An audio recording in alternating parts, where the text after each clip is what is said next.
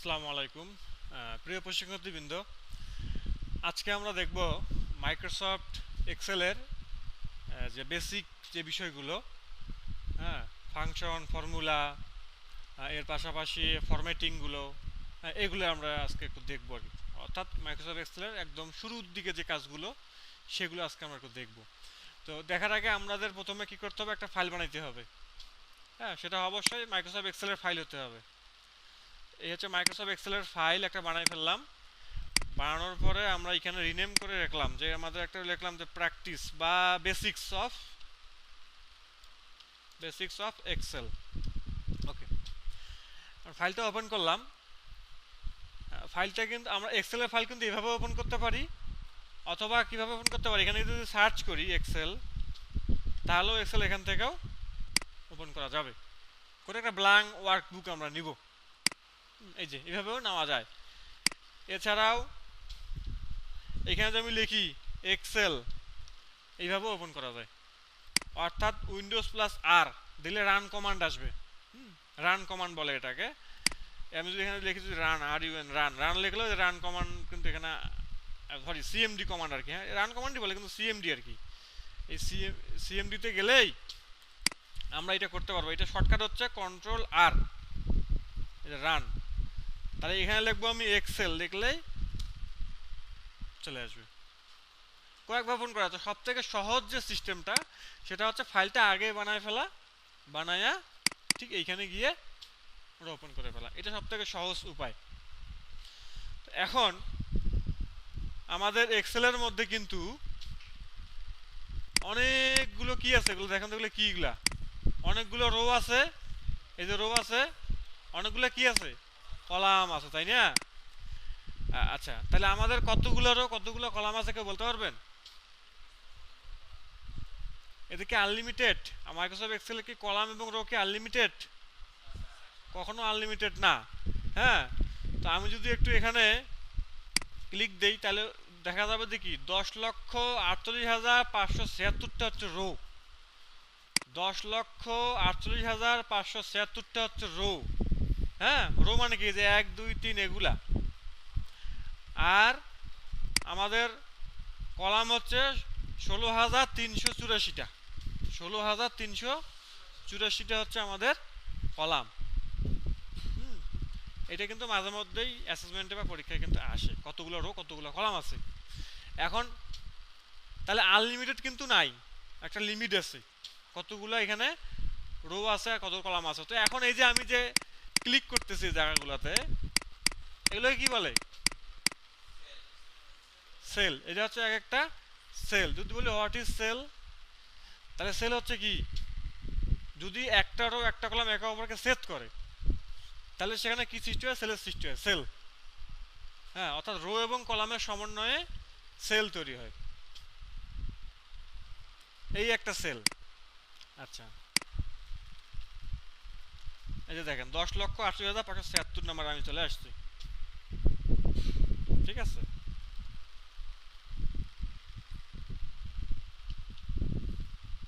এই যে কন্ট্রোল চেপে যদি আমি অ্যারো চিহ্ন চাপ দিই নিচে, ডাউন অ্যারো, তাহলে আমি একদম সর্বশেষ যে আমার রোটা আছে ওইখানে চলে যাব। আর কন্ট্রোল চেপে যদি আমি আপ কি চাপ দিই, একদম প্রথমে টপে চলে আসবো। কন্ট্রোল চেপে ডান দিকে চাপ দিলে ওই যে আমার একদম সর্বশেষ যে এক্স এফ ডি সেটা চলে আসবে।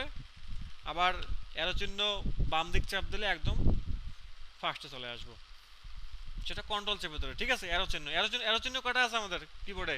4টা, আপ ডাউন লেফট রাইট। এখন এই যে এখানে হচ্ছে আমাদের এই, আমরা দেখে ফেললাম যে স্যারের কথা বিশ্বাস করি না, তা দেখে নিলাম কতগুলো আছে নাকি। এখন এই যে আমি যেখানে ক্লিক করতেছি, ক্লিক করলেই দেখবেন ঠিক এইখানে এই যে B1 লেখা আছে। তার মানে এই সেলটার নাম হচ্ছে কত? B1। এখানে গেলাম B2, এটা কি C2। তো এইটাকে বলা হচ্ছে নেম বক্স। এটা কি নেম বক্স, মানে এই সেলটাকে কি নামে ডাকা হয়। এখানে তো অসংখ্য সেল আছে। এখন যদি বলি যে ভাইয়া এটা কত নাম্বার সেল,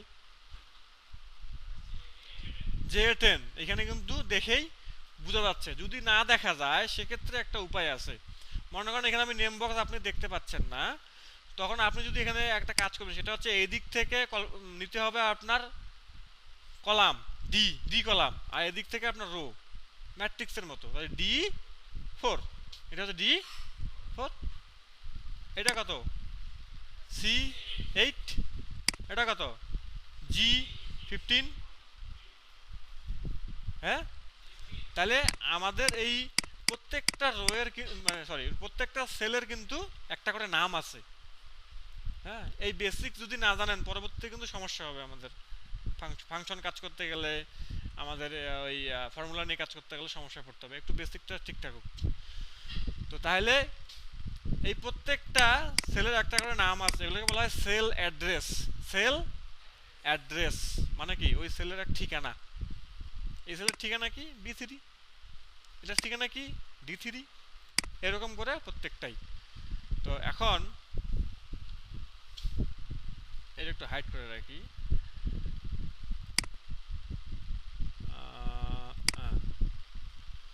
এইটা একটু বলতে হবে। ওই যে পেছনে আপনি যে আছেন, ওই যে পেছনে, হ্যাঁ বলেন তো এটা কত নাম্বার সেল, সেল অ্যাড্রেস কত, D11, গুড। তাহলে বুঝে ফেলছেন, বুঝতে পারছি। এখন তাহলে আমাদের এইখানে এই সেলগুলোকে, এখন এইখানে কিছু কার্সর সম্পর্কে জানতে হবে আমাদের। এই যে বহুরূপী কার্সর বা বহুরূপী পয়েন্টার, দেখেন এই কিন্তু সময় সময় রূপ পাল্টাচ্ছে, দেখছেন, দেখেন এই দেখেন, এই দেখেন, হ্যাঁ সময় সময় রূপ পাল্টাচ্ছে। তো এই রূপগুলো সম্পর্কে জানতে হবে। যেমন দেখেন এই যে যখন আমি এইখানে একটা প্লাস আসতে, তাই না, প্লাস না বিগ প্লাস, অর্থাৎ এটা হচ্ছে আমাদের ওই যে হাসপাতালে থাকে না এরকম প্লাস থাকে, কিন্তু দেখেন ওই যে বিশেষ করে রেড ক্রিসেন্টের মধ্যে এরকম মাঝে মধ্যে কিছু থাকে। তো এই যে এই প্লাসটা, এটা দিয়ে এটা সিলেকশন, এটা হচ্ছে সিলেকশন। আমি যদি এটা এখন এরকম তখন থাকবে, তখন আমি যদি দেখি এই যে করি, তাহলে আমার এখানে এই যে A1 আর মনে করেন সরি A4 আর B4 কি হলো, সিলেক্ট হলো। আমি মাউস চেপে ধরে কিন্তু এভাবে সিলেক্ট করতেছি, এইভাবে সিলেক্ট করতেছি। এরপরে যখন ঠিক আমি এখানে কিছু লিখি, না লিখলে আসলে কিছু বোঝা যাবে না, আমি লিখলাম, কি লিখবো, লিখলাম বাংলাদেশ, লিখলাম বাংলাদেশ, ওকে বাংলাদেশ লিখলাম। এখন বাংলাদেশ লেখার পরে এই যে ঠিক যখন এইখানে আসছি, দেখেন এইরকম একটা ইয়ে আসছে, এই যেরকম চারিদিকে কি এরো চিহ্ন দুদিক ধরে আছে, তাই না, এটা মানে হচ্ছে মুভ। এটাকে আমি যখন চেপে ধরে যদি দিকে সরাই নিয়ে আসি, এই দেখেন, তাহলে A1 থেকে C2 এর মধ্যে এটা মুভ করাতে পারলাম। আমি চাইলে এখান থেকে এক সেলের ইয়া আরেক সেলে নিয়ে যেতে পারি, এভাবে মুভ করা যায়, এই যে মুভ। আবার যখন ঠিক এই যে এইখানে আসছে সলিড প্লাস, যেটা আমরা গতকালকে করছিলাম অনেকে, তাই না, আপনারা করছেন। এই সলিড প্লাস দিয়ে টান দিলে কি হয়, ফিল হয়, কপি হয়, বা ফিল হ্যান্ডেল, এটাকে বলে ফিল হ্যান্ডেল। ফিল হ্যান্ডেল, আমি যদি এখানে 1 লিখি, এখানে যদি 2 লিখি, লিখলাম, লেখার পরে দুটাকে সিলেক্ট করলাম, সিলেক্ট করার পর ঠিক এইখানে সলিড প্লাস থেকে যদি টান মারি, তাহলে আমার কিন্তু পরবর্তীটা চলে আসবে, পরবর্তী ফিল হ্যান্ডেল এখানে চলে আসবে, ঠিক আছে। আবার যদি এখানে যদি আমি লিখি 1, তারপর লিখি 3, তাহলে 1 3, তাহলে বেজোর সংখ্যাগুলো এখানে আসবে, ড্র্যাগ করি এইভাবে, 1 3 5 7 9, আরও টানলে আরও আসবে। বা আমি দিলাম যে 5, 5-এর পরে হচ্ছে 10, তাহলে 5-এর পর 5 5 করে আগাবে, এইভাবে। তো এই যে 1 2 3 4 5 এগুলোকে বলা হচ্ছে লিনিয়ার। লিনিয়ার মানে কি একটার পর একটা, একের পর 2, 2-এর পর 3, 3-এর পর 4, আর এগুলো কি গ্রোথ বাড়তেছে, আপনি 5-এর পর 10 হলো, 10-এর পর 15 হলো, 15-এর পর 20 হলো, তাই না, বা ডাবল হয়ে গেল, এরকম হলো 5 5-এর পর 5 2 10, 10 2 20, এরকমও করা যাইতে পারে, ঠিক আছে। তো এইভাবে ফিল হ্যান্ডেল করা যায়। এছাড়াও আমরা ওই যে দেখছিলাম না যে স্যাটারডে সানডে, হ্যাঁ স্যাটারডে, তো বানান ভুল করলে কিন্তু হবে না, হ্যাঁ বানান ভুল করলে হবে না, ওকে। তাহলে এই গেল হচ্ছে ফিল হ্যান্ডেলের বিষয়টা। তারপরে আসি, এখন এইখানে আমি একটু সিরিয়াল দিই, SL নং নাকি, তারপরে এখানে দিলাম যে প্রোডাক্ট। আমরা কিছু কাজ করতে করতে শিখবো, ঠিক আছে? হ্যাঁ, আমরা ডিরেক্ট ধরে ধরে না শিখে একটা নতুন একটা শিটের মতো কাজ করি, হিসাব নিকাশ কিছু করি আর কি। আচ্ছা, সিরিয়াল নাম্বার দিলাম। এরপরে দেখেন সিরিয়াল নাম্বারের যে ঘরটা আছে, আমি চাইলে এই যে এখান থেকে টেনে বড় করা যায়, এই দেখেন এই যে, তখন এইখানে আনতে হবে কার্সর, এখানে এনে এই যখন দুই দিক চলে আসবে তখন এই ধরে ধরে এই যে আবার যদি এদিকে রোয়ের দিকে বাড়াতে চাই তখন রোয়ের মধ্যে এখানে গিয়ে এরকম করে বাড়ানো যাবে। রো এবং কলাম এখান থেকে ইচ্ছা করলেই বাড়াইতে পারবো। এখন অনেক সময় এরকম হয়ে যায় যে স্যার আমি তো এখানে লিখলাম যে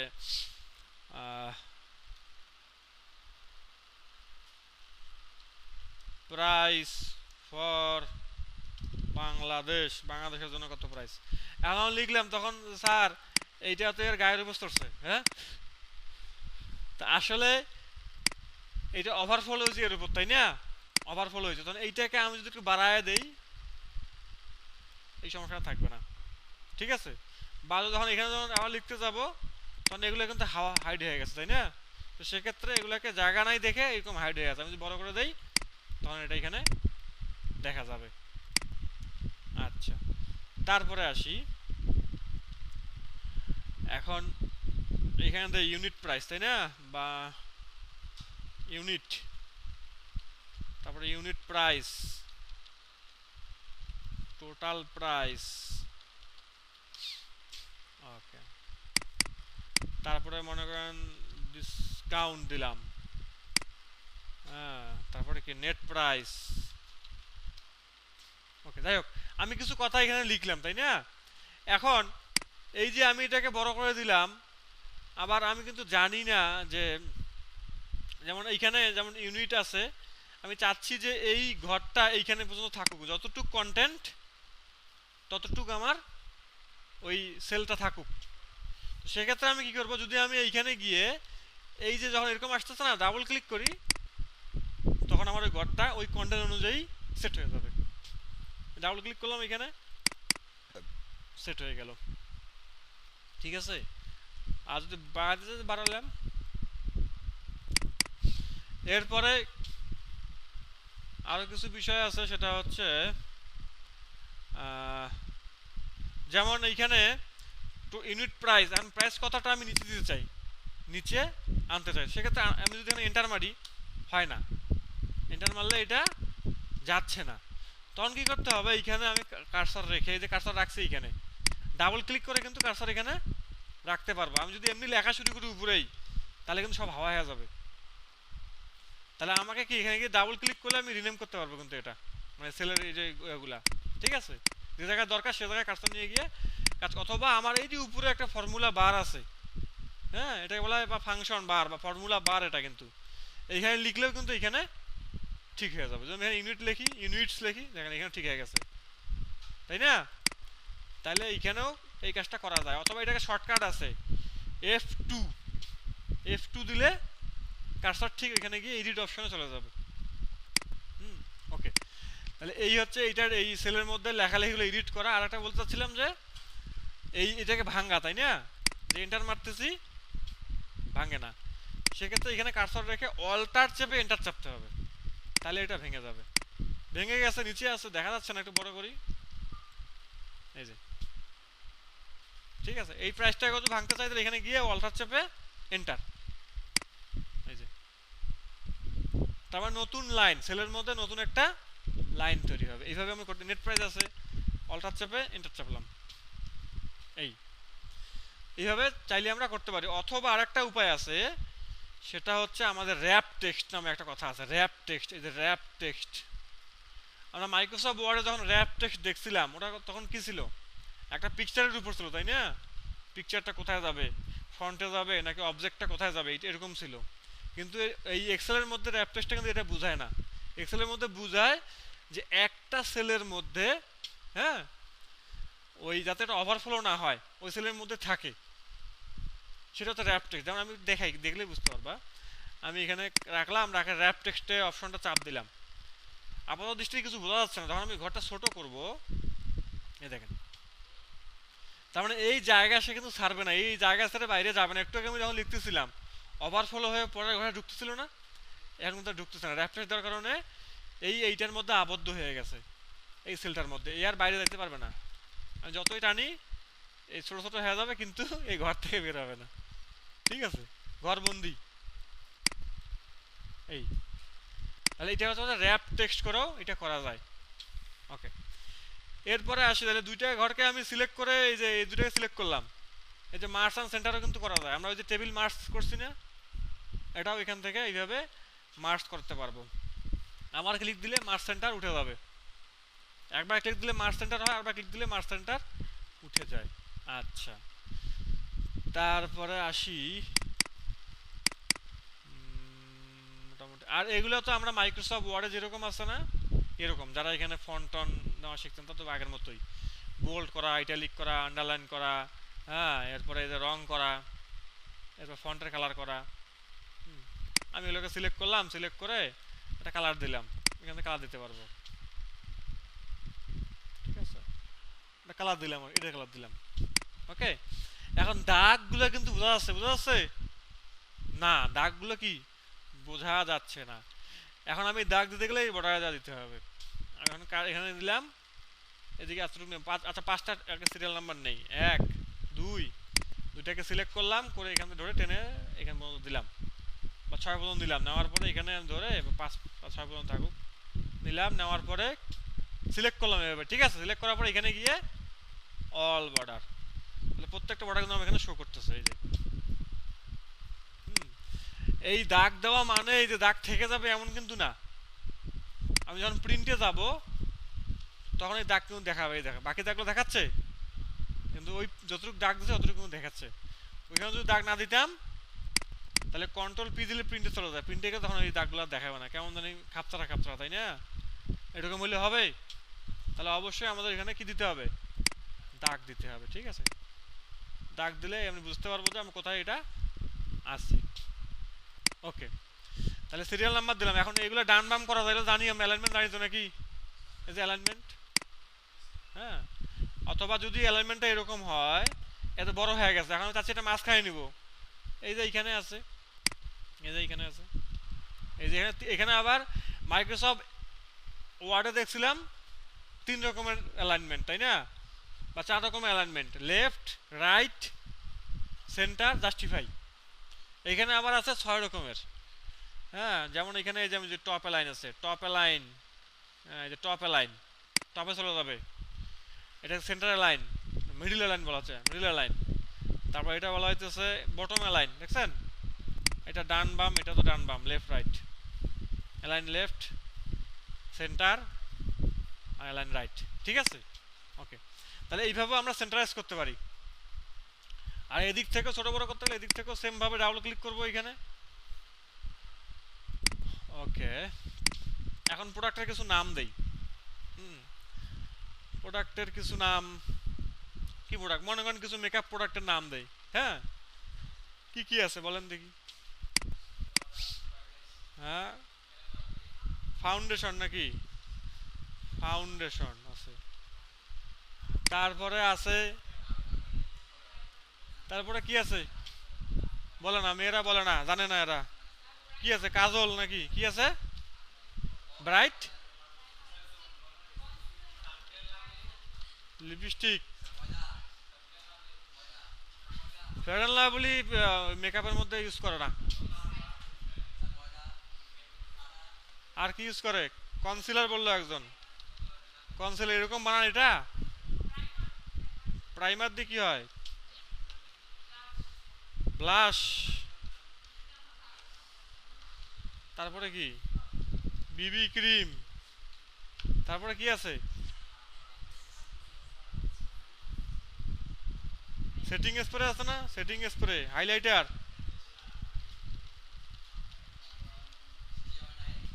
হাইলাইটার, তারপরে দেখি আজকে হিসাব করি কি অবস্থা হয়। তারপরে কি আছে? হ্যাঁ, আই ব্রো, আইল্যাশ, মাস্কারা, হ্যাঁ, হাইলাইনার,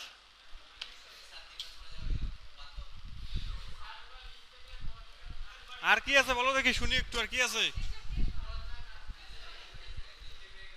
হ্যাঁ, তাহলে আবার ড্র্যাগ করে দেই এই পর্যন্ত, নাম্বার চলে আসলো।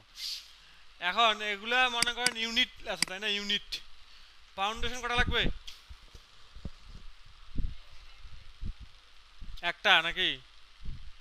কাজল দুইটা, লিপস্টিক পাঁচটা, কনসিলার কয়টা লাগবে? কনসিলার জিনিসটা কি? হ্যাঁ, এই যে বললো 10টা। কনসিলার জিনিসটা কি? আচ্ছা, এখন এইখানে আমরা কিছু প্রোডাক্টের নাম লিখতে, তাই না? এখন চাচ্ছি উপরে একটু লেখা লাগতো এগুলো কিসের প্রোডাক্ট, তাই না? এখন লেখার জন্য এখন আমি এখানে কি করব, এইখানে আরেকটা ইনসার্ট করতে হবে আমাদের রো। তখন আমি ঠিক এই যে এইদিকে একটা আইকন দেখেন, এই যে এরকম অ্যারো চিহ্ন এরকম, তাই না? এরকম আছে, দেখাচ্ছে না? তো এইখানে ক্লিক করে রাইট বাটন, ইনসার্ট, এই যে একটা করে চলে আসছে। আর যদি চাই যে না এখানে আরেকটা কিছু দিব কলামের মধ্যে, তাহলে কলামের মধ্যে সেম ভাবে এখানে গিয়ে রাইট বাটন, ইনসার্ট। ঠিক আছে, তো এইভাবে ইনসার্ট করতে পারবো যেহেতু আমার। আর কন্ট্রোল জেড দিলে কি হবে, পুরো অবস্থা পেয়ে আসবো। তাহলে আমরা ঠিক উপরটা একটু মার্চ করে ফেলি। উপরে ঘরটা আসলাম, এখানে সিলেক্ট করলাম, করে মার্চ অন সেন্টার, সেন্টার করার পরে এখানে লিখে রাখলাম যে ভাই আমাদের এটা হচ্ছে মেকআপ প্রোডাক্টস। ঠিক আছে, makeup product list, makeup products বা মেকআপ প্রোডাক্ট লিস্ট, থাক মেকআপ প্রোডাক্ট থাক। হ্যাঁ, দিলাম, এই রং দিলাম, ওকে থাকুক। এখন আমরা আসি এইখানে হিসাবে আসি একটু, তাহলে প্রাইস কত আসতেছে এখানে? 750 নাকি? এখানে কত আসতেছে? 320। এখানে কত আসতেছে? 6000। আচ্ছা, এখন আমরা কিন্তু এগুলো এইভাবে লিখবো না, এগুলো এইভাবে লিখবো না। আমরা কি করব, এইভাবে যদি লিখতে যাই আমার জীবন যৌবন শেষ হয়ে যাবে। তাহলে এক্সেল কেন ব্যবহার করতেছে? আগেই ভালো ছিল, আগেই ভালো ছিলাম। তাহলে এইখানে এগুলো এইভাবে করা যাবে না। কি করতে হবে মনে করেন, এই এত একটা প্রশ্ন করি, তোমারে প্রশ্ন করি একটা। মনে করো এক হালি ডিমের দাম 10 টাকা, 4 ডিমের দাম কয় টাকা?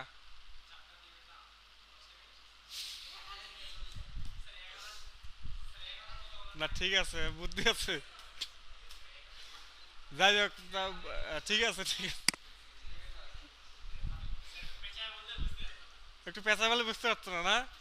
আচ্ছা যাই হোক, তো অনেক সময় এরকম হয়, হুট করে বললাম এক হালি দিলে তো 4 টাকা, তাহলে 4টার ডিম 40 টাকা বলে ফেলে, অনেকে বলে এরকম। যাই হোক, তো এইখানে যেমন একটার দাম 160 টাকা, দুইটার দাম, তাহলে কি করতে হবে, এটা কি করা লাগে, গুণ করা লাগে।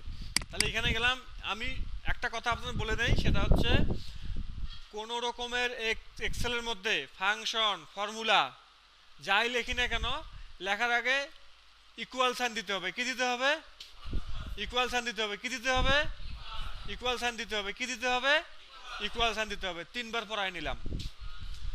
আচ্ছা, তাহলে কি 3বার কবুল পড়া নিলাম নাকি? তাহলে ইকুয়াল দিতে হবে, ফাংশন হোক ফর্মুলা হোক, সবসময় লেখার আগে কি দিতে হবে? ইকুয়াল সাইন দিতে হবে। এটা হচ্ছে একবারে রুলস। দিলাম ইকুয়াল। এরপরে দেখো, ওই যে একটু আগে বলছিলাম না, আমি যদি একটু লিখে দেই যে 750 ইন্টু হচ্ছে এই যে 8-এর মধ্যে আছে, শিফট চেপে 8 চাপ দিলে ওই স্টারটা আসবে। স্টার মানে হচ্ছে গুণ, এই স্টার দিয়ে এক্সেলে গুণ বুঝায়। তারপরে 1 দিলাম, তাই না? তাহলে 750 আসলো। আবার এখানে গেলাম, ইকুয়াল দিলাম, 160 গুণ 2, 320 আসলো, তাই না? এখন এইভাবে হিসাব করলো পোষাচ্ছে না, এইভাবে হিসাব করতেছে ভাই, না রে ভাই। এখন 1200 গুণন 5 দিলাম, এখন প্রত্যেক সেলের মধ্যে গিয়ে আমাকে এটা লেখা লাগতেছে। হুম, ওই যে শুরুর দিকে আমি বলছিলাম যে সেল অ্যাড্রেস, এখন সেই সেল অ্যাড্রেসটা আমার এখানে কাজে লাগবে। কিভাবে কাজে লাগবে দেখো, আমি এইখানে ইকুয়াল দিলাম, দিয়ে এই যে আমার এইটা কত নাম্বার সেলে আছে বলো তো? সেল অ্যাড্রেস কত এটার? ডি D1, এটা D1, এটা 750 D1 এ আছে। আচ্ছা D3, তাহলে কি D3 গুণ কার সাথে গুণ হবে? C3, C3 আরো এন্টার। এখন এখন আমরা ওই যে এক্সেলের সব থেকে পাওয়ারফুল একটা ফিল হ্যান্ডেল আছে তাই না? এখন এই যে ঠিক এইখানে এসে ড্র্যাগ করব।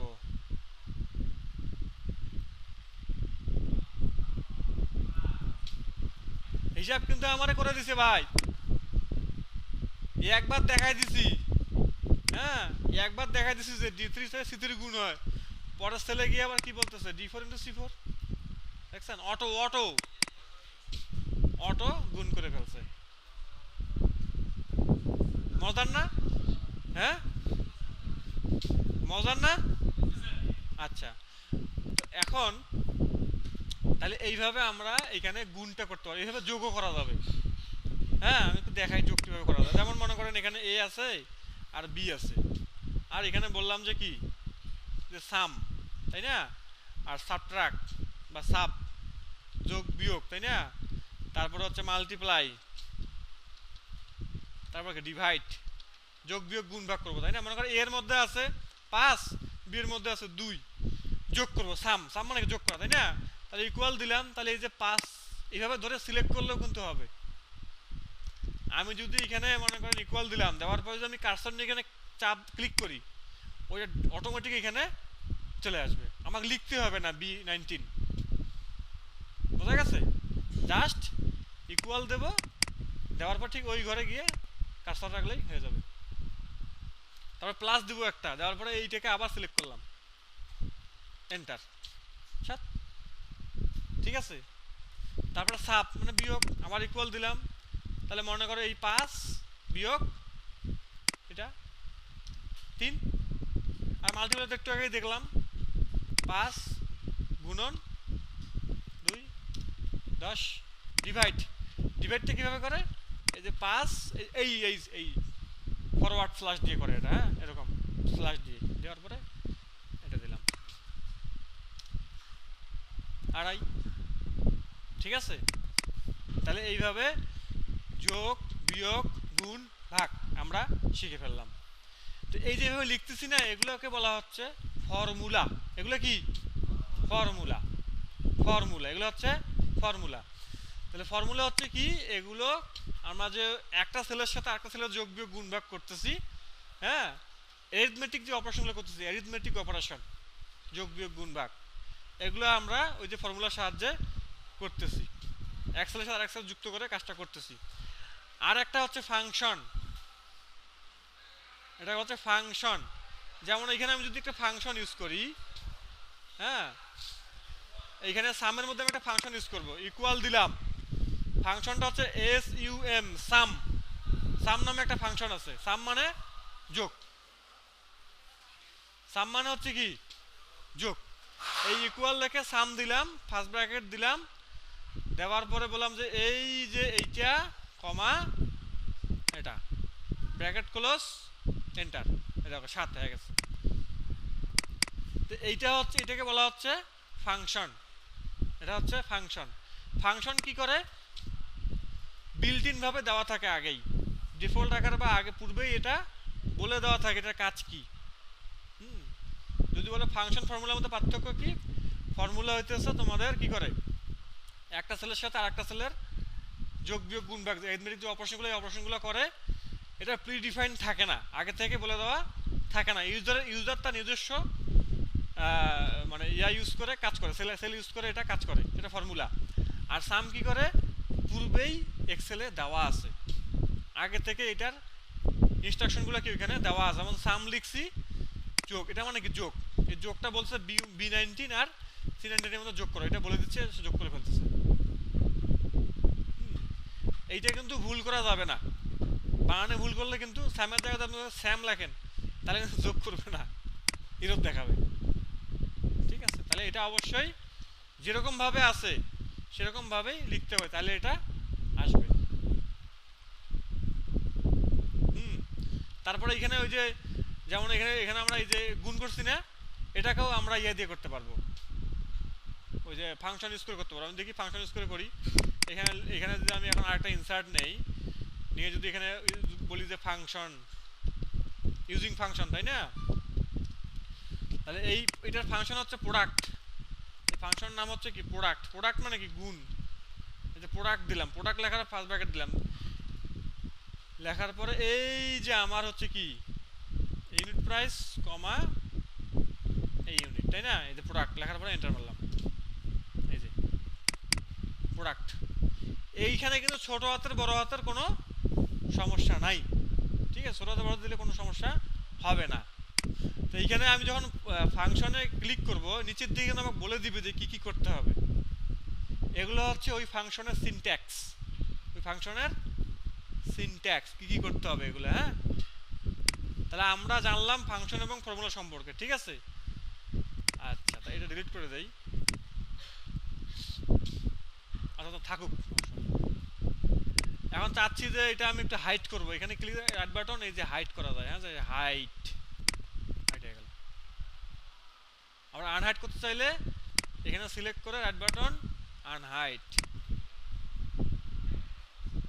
ঠিক আছে? চাইলে আমরা যে কোনো কলামকে এইভাবে হাইড করতে পারবো, আবার চাইলে আনহাইড করতে পারবো। ওকে, তারপরে আসি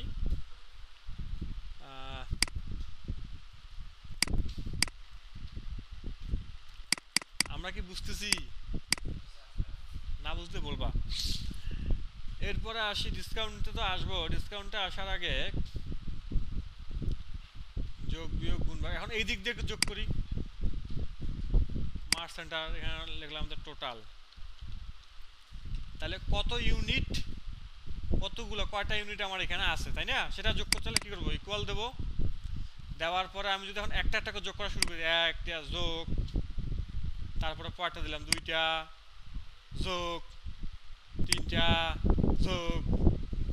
এখন এইভাবে যদি দেওয়া শুরু করি যে স্যার যোগ তো শিখাইছেন, এমন যোগ শিখাইছেন, হ্যাঁ, তাহলে এইভাবে ইউজ করতে গেলে অনেক হবে, কাজ হবে, কিন্তু সময় লাগবে। তাহলে আমরা তো এক্সেল ইউজ করি সময় বাঁচানোর জন্য। তাহলে আমরা এখানে কার্সর রেখে বলবো যে ইকুয়াল সাম।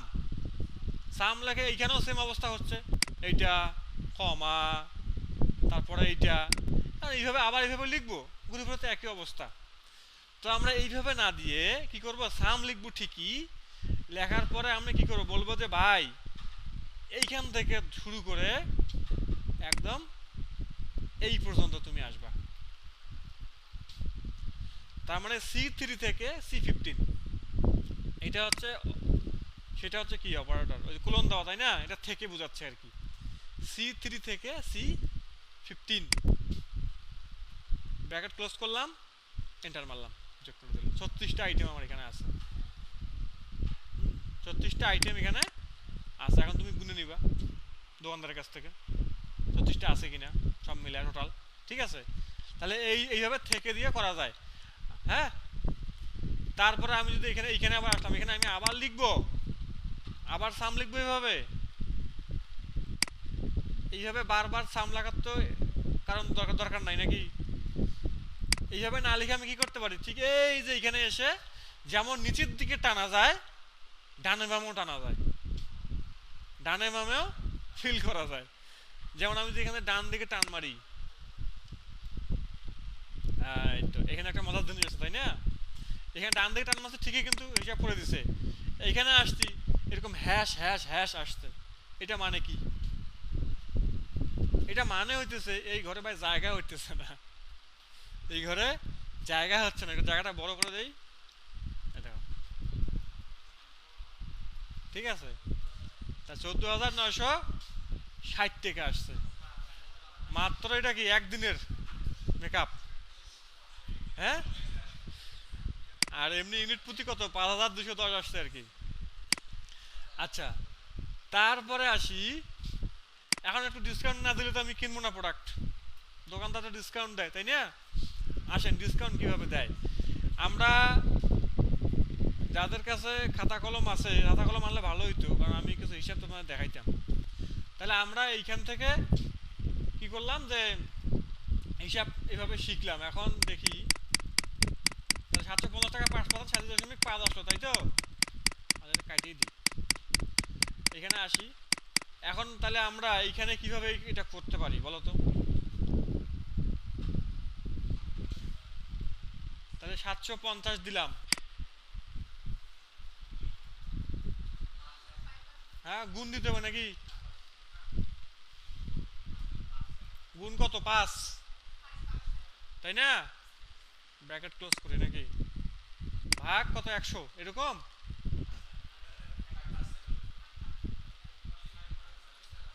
আসছে তো, এটা হবে না? একটু আগে তো করে আসলাম রে ভাই, হিসেব তো তাই। E3 মানে 750, 750 গুণন 5, আর নিচে তত 100 ছিল, তাই না? এরকমই ছিল তো। তা আমি এইখানে এসে আমি এই ঘরটা সিলেক্ট করছিলাম, এই তো। এইটা হচ্ছে আমার, এইভাবে করতে পারবো। আরো একটা উপায় আছে, সহজ উপায়। সেই উপায়টা কি? এই যে 750 দিলাম ইন্টু 5 দিয়ে পার্সেন্ট লিখে দেবো, এন্টার মারলাম, এই যে হয়ে গেছে, হয়েছে না? তাহলে প্রত্যেকটা প্রোডাক্টের উপরে 5% করে ডিসকাউন্ট। ট্র্যাক করে দিই, এসে বলছে। এখন নেট প্রাইস, তাহলে নেট প্রাইসটা কত আসবে? হ্যাঁ, টোটাল প্রাইস মাইনাস ডিসকাউন্ট, নাকি প্লাস হবে? ডিসকাউন্ট মাইনাস হবে, 712 টাকা, তাই না? এখন ড্র্যাগ করে দিই, এটা হয়ে গেছে। তাহলে আমরা এটা যোগ, এটা এদিকে টানে দিই, তাহলে এই 14,212 টাকা আসছে। হ্যাঁ, ডিসকাউন্ট ডিসকাউন্ট দেওয়ার পরে মানে আমি 36টা প্রোডাক্ট এখান থেকে কিনছি, তাই না? 36টা কিনছি আর কি, কোয়ান্টিটি আর কি, কোয়ান্টিটি, তাই না? ওগুলো কোয়ান্টিটি, কোয়ান্টিটি বলে, তাই না? Quantity, quantity. তারপরে 36টা কোয়ান্টিটি কিনছি, একটার দাম 5,210 টাকা সব মিলে, এরপরে 14,960 টাকা হচ্ছে টোটাল প্রাইস। 738 টাকা ডিসকাউন্ট দিয়ে 14,212 টাকা আমাকে কি করতে হবে? টাকা দিতে হবে, পে করতে হবে। ঠিক আছে? তো এইখানে কিন্তু আমরা এই যে বিয়োগটাও শিখলাম, যোগ, যোগ তো এখানে শিখছি যোগ, তাই না? এখানে যোগ শিখছি সাম, এরপরে আমরা এখানে পার্সেন্টটাও শিখলাম। তাহলে যোগ, বিয়োগ, গুণ, ভাগ, এরপরে কি পার্সেন্টেজের হিসাব, এগুলো আমরা শিখে ফেলাম, এবং বেসিক যে জিনিসগুলো আছে এগুলো কিন্তু আমাদের কাজ হয়ে গেল। ঠিক আছে?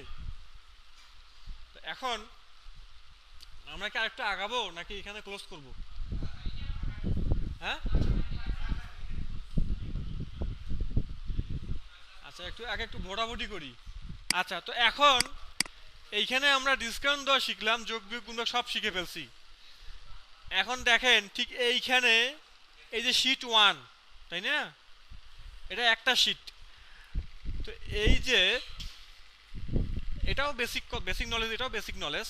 এই যে প্লাস নামে একটা বাটন আছে না, এখানে চাপ দিলে কি হলো? আর একটা শীট ওপেন হলো। আর একটা শীট এখানে ওপেন হলো। আমরা যেমন মাইক্রোসফট ওয়ার্ডে 2টা পেজ নিতাম না, একটা পেজ, 2টা পেজ, 3টা পেজ, 4টা পেজ, তো এইখানে এইভাবে সেমভাবে শীট নেওয়া যায়। আবার এই শীটেও সেমভাবে 10,38,576টা হবে কি রো, আর 16,384টা হবে কলাম। সেমভাবে এইখানেও কিন্তু ওই রকমভাবে থাকবে। তাহলে এই যে এক বা একাধিক ওয়ার্কশিট, এগুলোকে বলা ওয়ার্কশিট, ওয়ার্কশিট। এই যে এক বা একাধিক ওয়ার্কশিট মিলে একটা ওয়ার্ক বুক তৈরি হয়। কি তৈরি হয়? ওয়ার্ক বুক, মানে একটা বই, কাজের বই। হ্যাঁ, তাহলে অনেক সময় অ্যাসেসমেন্টে কিন্তু পরীক্ষার সময় কিন্তু আসে যে difference between work book and worksheet. তাহলে আমরা কি বলবো? যে ওয়ার্কশিট হইতেছে এক বা একাধিক, একাধিক একাধিক রো কলাম থাকবে। শীটের মধ্যে কি থাকে? রো কলামই থাকে। এই শীটের মধ্যে কি আছে? একাধিক রো এবং কলাম আছে। একাধিক রো এবং কলামের সমন্বয়ে একটা ওয়ার্কশিট তৈরি হয়। আর এক বা একাধিক ওয়ার্কশিট নিয়ে কি তৈরি হয়? একটা ওয়ার্ক বুক। বলতে পারো, বলা যায়। হ্যাঁ, তাহলে আমরা এক বা একাধিক ওয়ার্ক শিট মিলে ওয়ার্ক বুক তৈরি হয়, ঠিক আছে? তার মানে একটা বইয়ের মতো, বইয়ের পাতার মতো, ঠিক আছে? ওকে, এখন আসি, তাহলে এই শিটগুলোও কিন্তু চাইলেই রিনেম করা যায়। এখানে ক্লিক করে অ্যাড বাটন ক্লিক করে রিনেম করা যায়, কালার দেওয়া যায়, হ্যাঁ এরকম কালার দেওয়া যায়, এই যে ঠিক আছে, লাল আর সবুজ দিলাম, এইভাবে কালারটা রিনেম করা যায়। রিনেম করে দিলাম, এটা বললাম কি makeup product, makeup makeup item লিখে রাখলাম। এই যে প্রত্যেকটা শিটে আলাদা আলাদা করে কি দেওয়া যায়, নাম দেওয়া যায়, ঠিক আছে, নাম দেওয়া যায়, এখানে রিনেম করা যায়, কপি করা যায় আবার। আচ্ছা যাই হোক, এদিকে পরে আসতেছি, এতটুকু হলেই হবে আপাতত। এখন এইদিকে যেটা শেখাতে চাচ্ছিলাম সেটা হচ্ছে আমরা এই যে কাজগুলো করতেছি এখান থেকে যে আমি ড্র্যাগ করে নিচ্ছি, তাই না, ড্র্যাগ করে নিতেছি, এটা তো অটোমেটিক যে এই সেল ধরতেছে, আবার এইখানে গেছি এই দুইটা সেল ধরতেছে, কেন এটা ধরতেছে, কি কারণে, কারণ কি, কারণ হচ্ছে এগুলো হচ্ছে রিলেটিভ সেল। কি এগুলা, রিলেটিভ, আত্মীয় স্বজন। যখন আমি এখান থেকে ধরে ড্র্যাগ করব তখন এটাকে আমাদের ওই যে কিছু আত্মীয় স্বজন আছে না, কেউ যদি ভালো করে ওর ঠ্যাং ধরে টানে নামায়, নাম নিচে, ঠ্যাং ধরে নামায়, নামায় কিনা, এই হচ্ছে রিলেটিভ, এইরকম রিলেটিভ সেল। এই যে এইখানে ছিল D3, এইখানে D4 হয়ে গেছে, নিচে নামাই দিছে, তার মানে বরাবর থাকলে ওইভাবে কি করবে, সে নিচে নামাই দিবে। এগুলো হচ্ছে রিলেটিভ সেল, এগুলো বলে সেল রেফারেন্স। সেল রেফারেন্স হচ্ছে তিন প্রকার। সেল রেফারেন্স, সেল রেফারেন্স কয় প্রকার, তিন প্রকার। কি কি, একটা হচ্ছে তোমার রিলেটিভ সেল রেফারেন্স, রিলেটিভ মানে আমার আত্মীয় স্বজন, হ্যাঁ, সেল রেফারেন্স REF দিলাম, আর লিখলাম না। তারপর আর একটা হইতেছে absolute cell reference, absolute cell reference. আরেক বাবাজি আছে মিক্সড সেল রেফারেন্স, রেফারেন্স। তাহলে আমরা জানলাম কি, রিলেটিভটা বুঝলাম, রিলেটিভ কি হয়, আবার পরীক্ষায় লিখে দিও না যে একটা একটা ঠ্যাং ধরে টানে নামায়, এটা লিখবা। রিলেটিভ কি করে, তার সেল অনুযায়ী সেটা কি হয়, নিচের দিকে নামে, বা সেল অনুযায়ী কি অ্যাডজাস্ট হয়ে যায়, তাই না, যতটুকু নিয়ে যাবো সেটা কি হয়ে যায়, সেটা অনুযায়ী ফিক্স হয়ে যায় বা অ্যাডজাস্ট হয়ে যায়। আর আর যদি অ্যাবসোলিউট বলি, অ্যাবসোলিউটটা কিন্তু ওই সেল অনুযায়ী বা এই অনুযায়ী নিচে নামে না, বা ওইটা অনুযায়ী থাকে না, বা তখন কি কি করা যায়, অর্থাৎ রিলেটিভের মধ্যে ফিক্স থাকে না, রিলেটিভের মধ্যে ফিক্স থাকে না, কিন্তু অ্যাবসোলিউটের মধ্যে ফিক্স থাকে।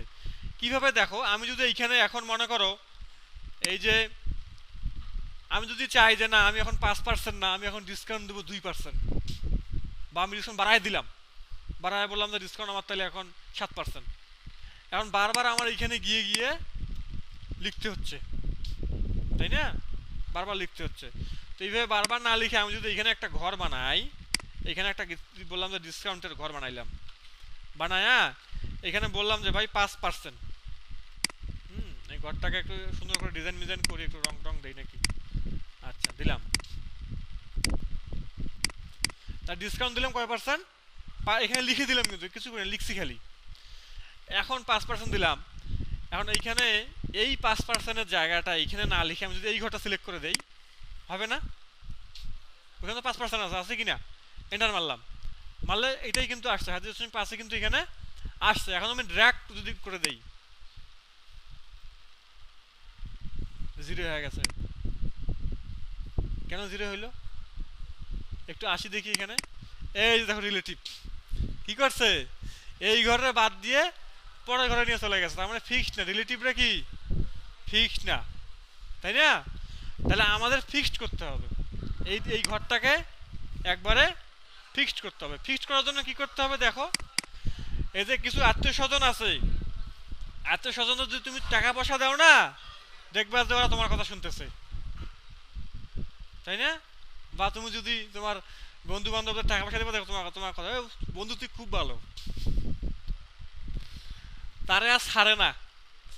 তো এখন এই যে অ্যাবসলিউট এরকম, আমি যখন এইখানে এসে তারে কিছু টাকা দেই, ডলার ডলার, এটা হচ্ছে কি আই, তাই না? আইয়ের সামনে দিলাম, আবার নাইনের সামনেও দিলাম, দিয়ে এন্টার মারলাম। এখন ড্র্যাগ করে দিই, দেখো এখন আর সে জায়গা থেকে নড়তেছে না। এখানে দেখো I9 আছে, I9 আছে। তার মানে এইটাকে আমরা কি করলাম, একদম ফিক্স করে দিলাম। ফিক্স, তুই এই জায়গা থেকে নড়িস না। এই জায়গা থেকে নড়ছে, নড়ে নাই। এই না নড়াতে কি সুবিধা হয়েছে দেখো, এই না নড়াতে আমি যদি এখন 5%-এর জায়গায় যদি আমি এখন 2% দেই, তাও সমস্যা নাই, অটোমেটিক এটা চেঞ্জ হয়ে গেছে, 15 হয়ে গেছে অটোমেটিক, তাই না? আবার যদি আমি 1% দিলাম, বা কোনো ডিসকাউন্ট নাই, 0 ডিসকাউন্ট নাই, এখানে চেঞ্জ করব, অটোমেটিক এদিকে চেঞ্জ হয়ে যাবে। আচ্ছা আচ্ছা, এই ঘর বানানোটা বুঝছো তো? জাস্ট ঘর বানায় না, এখানে 5% দিয়ে রাখছি, বা আমি 7% দিয়ে রাখছি, ঠিক আছে? এখন কি করলাম, এইখানে যখন আমি ডিসকাউন্ট বের করতেছিলাম, হ্যাঁ, তখন কি করলাম, এই যে এই E3 ডিসকাউন্ট কোথায়, এখানে ডিসকাউন্ট, তাই না? তাই না, এটা সিলেক্ট করলাম, তাহলে এই 750 ইন্টু এটা পার্সেন্ট দেওয়াই আছে, এন্টার মারলাম, তাহলে আমার এটা 52.5 কিন্তু আসলো, তাই না? এখন যদি ড্র্যাগ করি, এই যে ড্র্যাগ করা যায় এইভাবে, তাই না? ড্র্যাগ যদি করে দেই, 0 আসলো। এগুলা 0 কেন আসলো দেখো? আচ্ছা, কারণটা কি, এইখানে আমার রিলেটিভ সেল হওয়ার কারণে কি হয়েছে, এই ঘর ছেড়ে এই ঘরে চলে গেছে, আবার এই ঘরে যখন আসছি, এই ঘর ছেড়ে এই ঘরে চলে গেছে, এখানে যখন আসছি, এই ঘর ছেড়ে এই ঘরে চলে আসছে। কিন্তু ডিসকাউন্টের ঘর তো আমার এখানে ফিক্সড, এই ঘরটা যেন সে না নড়ে, তখন কি করতে হবে, তখন এই যে এইখানে যে I9 দিছি না, I9, এটা আই এর সামনেও আমি কিছু ডলার দিয়ে দেবো, এর সামনেও কিছু ডলার দিয়ে দেবো, তাহলে এইটা ফিক্স হয়ে যাবে। কিন্তু এইটা কি ফিক্স? কারণ প্রাইস তো এই সময়, এটা তো আলাদা প্রোডাক্টের প্রাইস, এটা আলাদা প্রোডাক্টের প্রাইস, তাই না? এটাকে তো ফিক্স করলে তো সমস্যা হবে। এটা ফাউন্ডেশনের প্রাইস, পরে আবার কাজলের প্রাইস, এটাকে তো ফিক্স করা যাবে না। শুধুমাত্র ডিসকাউন্টটা এখানে আমি ফিক্স করে দিলাম, এতে করে আমার আর পরবর্তী ড্র্যাগ যদি করি আমি, তাহলে এটা আর ওই জায়গা থেকে সরবে না। দেখো সরছে, সরে না। এটা ফিক্স করার জন্য সেলটাকে একদম ওই জায়গায় ফিক্স, অ্যাবসলিউট করা। হ্যাঁ, এটা একটা শর্টকাট আছে। শর্টকাটটা হচ্ছে কি, আমি যদি এখানে ডলার না দিয়ে যদি সিলেক্ট করার পরে যদি F4 চাপ দেই, ডলার সে অটোমেটিক এখানে দিয়ে দিবে। ফাংশন কি, F4 চাপ দিলেই সেটা অটোমেটিক সেখানে দিয়ে দিবে যে F4, ঠিক আছে? আমি ড্র্যাগ করে দিলাম, বোঝা গেছে বিষয়টা? বোঝা গেছে? আর মিক্সড হচ্ছে কি, যে আমাদের ওই রো বরাবর ঠিক থাকবে, কলাম বরাবর ঠিক থাকবে না। এটা আমরা আরেকদিন এইটা ভেতরে ঢুকবো, আরেকদিন এটা নিয়ে আলোচনা করব। তবে এত জেনে রাখো, মিক্সেল কি করে হয়, সে মনে করো এখানে দিছি না, আই মানে কি, কলাম, আই মানে কলাম না, আমি কলামটাকে মনে করো, বা আমি এই এই এই এই এখানে 9টা হচ্ছে কি আমার রো, আমি মনে করো রোটাকে ফিক্স করলাম না, রোটা চেঞ্জ হোক আর কলাম ঠিক থাকুক, তাহলে কলাম ঠিক রাখলাম, ফিক্স রাখলাম, আর রোটাকে ঠিক রাখলাম, মানে ইয়া করলাম না, ফিক্স করলাম না। দেখি ড্র্যাগ করি, দেখছো? তার মানে কি হয়েছে, রো চেঞ্জ হচ্ছে কিন্তু কলাম চেঞ্জ হচ্ছে না। এখানে ছিল I9, পরে যা কি I10 হয়ে গেছে। আই ঠিক আছে কিন্তু এটা ঠিক নাই, তাই চাইলেই আমি এখানে এটাকে বলা হয় মিক্সড। হ্যাঁ, এই মিক্সড সেল কোথায় কোথায় কাজে লাগে এটা আমরা নেক্সট দিনে দেখব কোন জায়গায় কাজে লাগে। এতটুকু তো বুঝছি যে মিক্সড হচ্ছে কি করে, হয় রোকে ফিক্স করবে, না হয় কলামকে ফিক্স করবে। আর অ্যাবসলিউট কি করে, একবারে পুরোটাকেই ফিক্স করে দেয়। এই হচ্ছে মেইন বিষয়টা আর কি। তো আজকের মতো আমরা এইখানেই বিদায় নেই। তোমরা সবাই এখানকার যে এই কাজটা আছে, হ্যাঁ, সুন্দর করে এটার স্ক্রিনশট নিয়ে রাখো বা ছবি নিয়ে রাখো, নিয়ে তোমরা তোমাদের কম্পিউটারে গিয়ে এই কাজটা করে ফেলো। ওকে, আর ছোটো করে দেবো।